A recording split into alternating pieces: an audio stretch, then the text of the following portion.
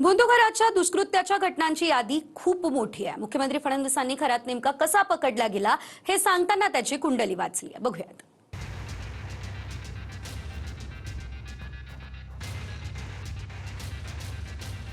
भोंदू अशोक खराच्या काळ्या कृत्याची स्फोटक माहिती मुख्यमंत्री फडणवीसांनी विधानसभेत दिली।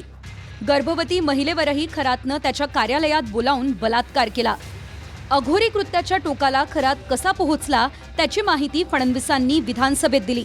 अशोक खरात याने फिर्यादी यांची पत्नी हीच गरोदरपणात करावयाचे धार्मिक विधीचे कारण सांगून तिला बोलवून तिच्या पोटावर छातीवर हात फिरवून तिच्या योनीत बोट घालून तिचेवर बलात्कार करून तिचा शीलभंग केला। तसेच तिचे कुटुंबाला जीवे मारण्याची धमकी दिली। त्याच्या कार्यालयात अडचणी घेऊन येणाऱ्या लोकांकडून मंदिराच्या अकाउंटवर पैसे घेतले। मिरगाव तथा तालुका सिन्नर येथील मंदिरात नकली साप नकली वाघ दाखवून भीती घातली।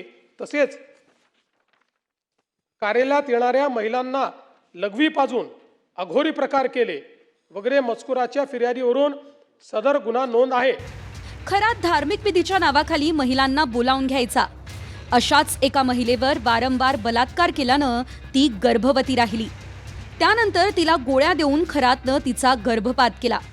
आरोपी अशोक खरात याने माहे फेब्रुवारी 2020 ते दिनांक 18/3/2026 रोजीच्या दरम्यान ओकस प्रॉपर्टी कॅनडा कॉर्नर नाशिक येथे फिर्यादी महिलेस बोलवून ती एकांतात कार्यालयात असताना 30 तांब्याच्या बाटलीमधील मंतरलेले पाणी पिण्यास देऊन धार्मिक विधीचे नावाखाली वेळोवेळी फिर्यादी यांच्याशी शारीरिक संबंध केले। यातून फिर्यादी यांना दिवस गेल्याने अशोक खरात यांनी गोळ्या खाण्यास देऊन फिर्यादी यांचा गर्भपात घडवून आणला। 13 तारखेला खरातच्या पोलिसांनी मुसक्या आवळल्या, पण तो 3 दिवसांआधीच परदेशात पळून जाण्याची शक्यता होती।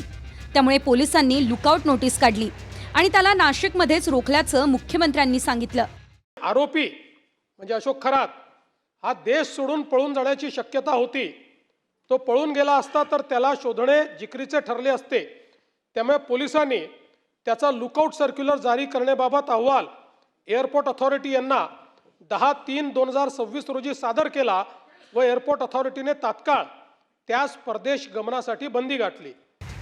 आतापर्यंत खरातच्या विरोधात 5 महिला पुढे आल्यात, तर एका पुरुषानं पत्नीच्या वतीनं तक्रार दिली आहे। खरातवर आतापर्यंत एकूण 6 गुन्हे दाखल आहेत, पण ही व्याप्ती आणखी वाढू शकते। विनायक डावरुंगसह bureau report TV9 Marathi, Mumbai.